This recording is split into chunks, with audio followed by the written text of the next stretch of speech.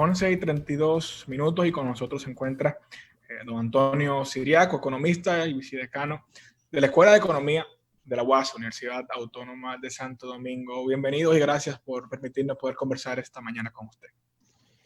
Bueno, a ustedes les doy las gracias por invitarme a su programa y estamos a su disposición para las preguntas que evidentemente sean de interés para los que ven este programa. Don Antonio, para iniciar, todavía el gobierno no ha buscado un consenso o ha creado un diálogo con los sectores productivos nacionales para poder realizar o tomar e implementar medidas estratégicas para reaperturar la economía. Ahora, usted en diferentes ocasiones se ha referido a que el sector agropecuario es un sector súper importante para poder, de una manera u otra, hacer que la economía dominicana se recupere al finalizar esta crisis del COVID en nuestro país. Explíquenos en qué consiste esto y cuáles serían las medidas que se deben tomar en ese sector para poder avanzar la economía en República Dominicana. Tú sabes que el sector, en momentos de crisis, lo primero que hay que explicar es que los presupuestos familiares se dedican a dos cosas: alimentos y a medicamentos. Y eso lo estamos viendo. Generalmente cuando tú vas al supermercado, tú encuentras filas, largas filas, y encuentras incluso que cada día más los centros de abastos están con muchos productos agropecuarios. Claro, eso tiene sus razones. El hecho mismo de que el turismo haya tenido una caída importante, de tal forma que una parte de la producción agropecuaria se le vendía al sector turismo. Sin embargo, esa producción se ha quedado y los productores evidentemente han tenido que responder y enviar gran parte de esos excedentes coyunturales a los principales centros y mercados de abasto.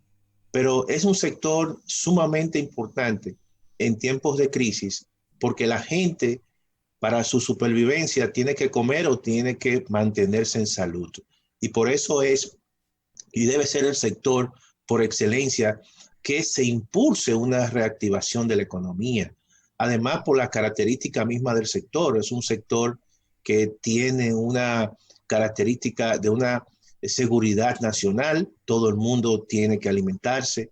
Es un sector que, según las informaciones que tiene el Banco Central, encadena mucho con otros sectores, es decir, que compra mucho a otros sectores y también le vende mucho a otros sectores. Por lo tanto, hay una especie de encadenamiento, de eslabonamiento que permite que cuando tú inviertas en el sector agropecuario puedas arrastrar a otros sectores como el sector del comercio, como también el sector industrial. Por lo tanto, tiene esa característica que quizás no lo tienen otros sectores. Además, otra cosa, es un sector que genera también mucho empleo y eso, y en la zona quizás más pobre que es la zona rural.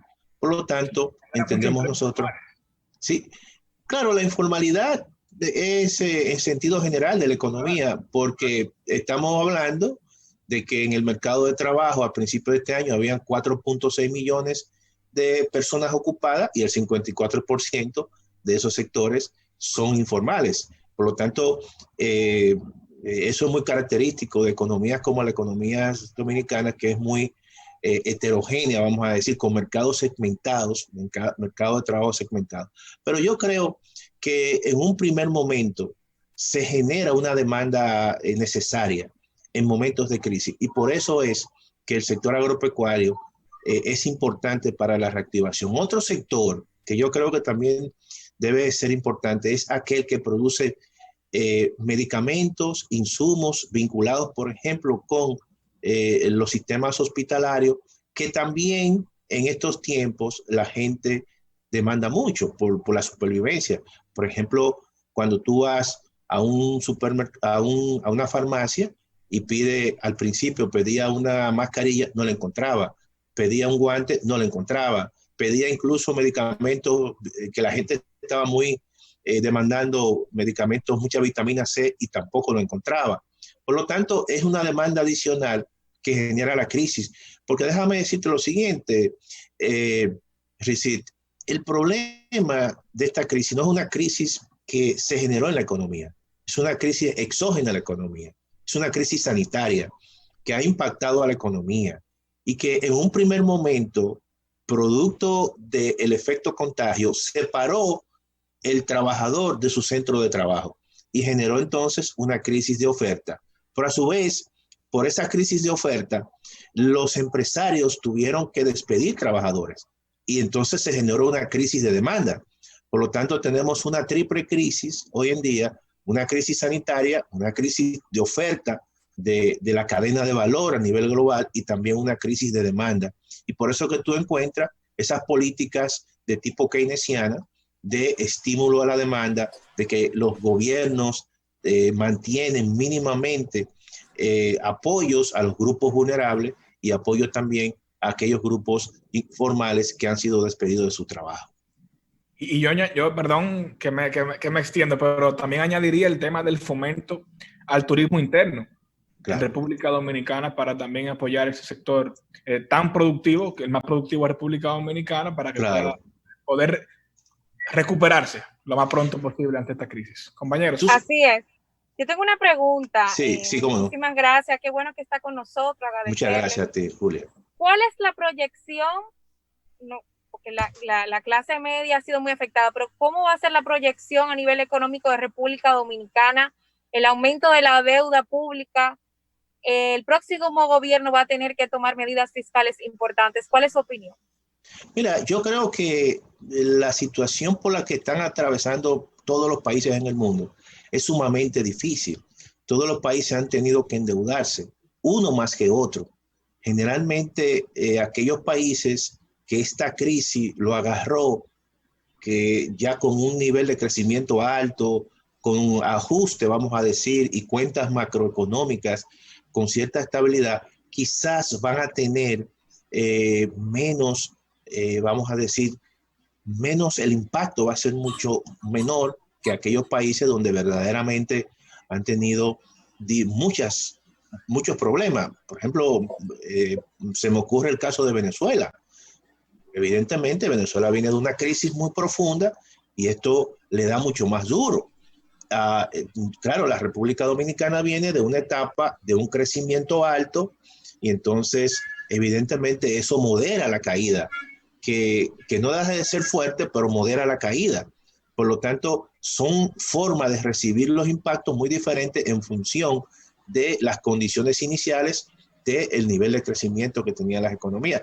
Pero al margen de todo, todos los países han tenido que y tendrán que endeudarse. Por ejemplo, la República Dominicana, desde el año 2012, ha venido presentando déficit en su presupuesto.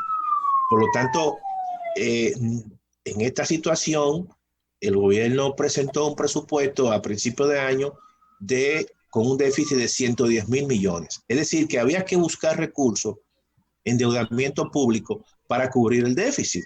Por lo tanto, esta situación lo que ha hecho que ha ahondado la profundización del déficit y posiblemente este año el gobierno termine con un déficit que sería el doble, es decir, de 110,000 millones a 220,000 millones. Por lo tanto, todo eso es endeudamiento interno como endeudamiento externo. Ahora, ¿Usted entiende que el próximo gobierno que venga va a tener que tomar medidas drásticas fiscales?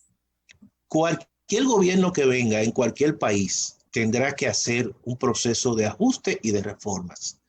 Por ejemplo, el caso, y te voy a poner algunos casos que yo le doy mucho seguimiento, el caso de España. España tiene un déficit, hizo generalmente un programa de apoyo por encima del 20% del PIB, más de 200,000 millones de euros. Eso es deuda. Estados Unidos también está muy endeudado y tiene la facilidad de que la Reserva Federal ha comprado muchos instrumentos de títulos del Tesoro. Todo eso es deuda. En el caso de la República Dominicana, todas esas deudas, al final tú tendrás que recogerlas. El próximo gobierno que venga tendrá que hacer reformas y ajustes profundos en la economía dominicana. Tendrá que endeudarse, seguir endeudándose, pero también que tendrá que hacer reformas importantes. Y eso implica un pacto fiscal que aumente las recaudaciones del gobierno, que mejore la calidad del gasto del gobierno, que sencillamente vea y reordene todas las exenciones que el gobierno le da al sector privado. No es que la quite, es sencillamente que la reoriente. Entonces, Antonio, yo pienso que eso es una situación que se le va a presentar a cualquier gobierno que venga, gane quien gane. Antonio, dos cositas. Gracias por estar con nosotros. Una, el informe del Banco Central, crecimiento nulo, cero. Dos, tú hablas del nivel de endeudamiento, pero resulta ser que la petición que había con relación al 30% de los fondos de la AFP para que se le adelantara a los empleados, pues resulta ser que el gobierno lo que ha hecho es que ha emitido bonos que lo han comprado la AFP. Es decir, a fin de cuentas el gobierno no cogió de dinero, pero es endeudamiento. Tomando en cuenta lo que tú planteas, endeudamiento, ¿verdad? Y por último, se habla del tema del gasto público y que mejorar el gasto público, pero es una historia en todos los años de vida que yo tengo y nunca se termina de mejorar el gasto público. Entonces, esos tres escenarios que te presento, dame tu visión, por favor. Mira, te voy a comenzar por el final. Si algo ha desvelado esta crisis es que hemos invertido muy poco en salud. Y eso yo creo que todos nosotros, una de las lecciones que va a recoger esta crisis es precisamente que una vez cuando salgamos, los gobiernos, gane quien gane, va a aumentar y mejorar la calidad del gasto en salud.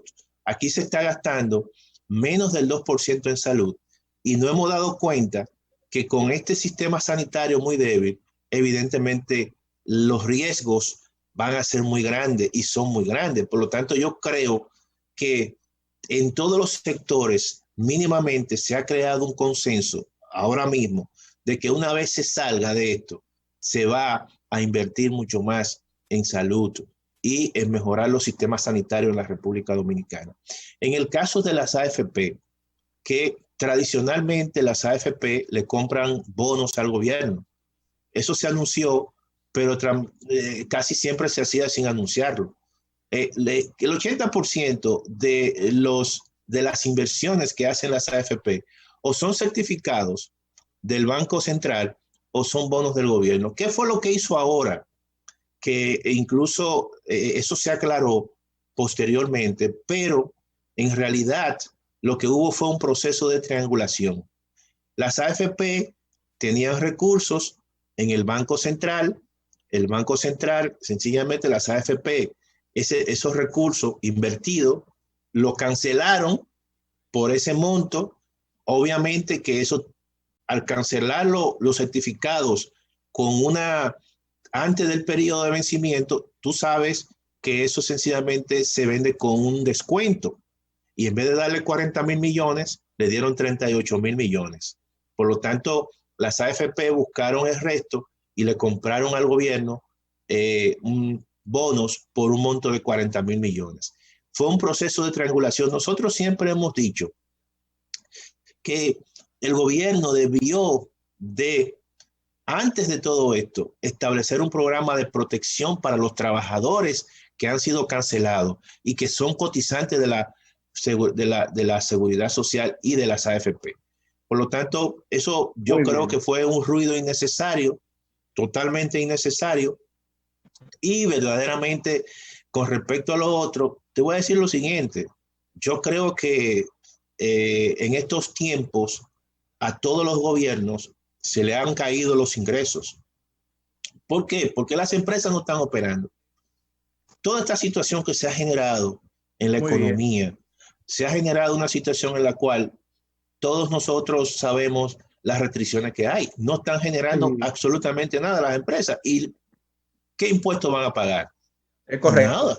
Entonces yo creo que es una situación difícil. Antonio, te queremos dar las gracias. Yo creo que ya debemos ir coordinando para digamos ya el momento post-COVID, para que hagamos un programa especial sobre la economía y reactivación de la economía dominicana en la cabina, en modo opinión. De manera que te agradecemos parte de tu tiempo, un fuerte abrazo y señores, vamos a una pausa, JM.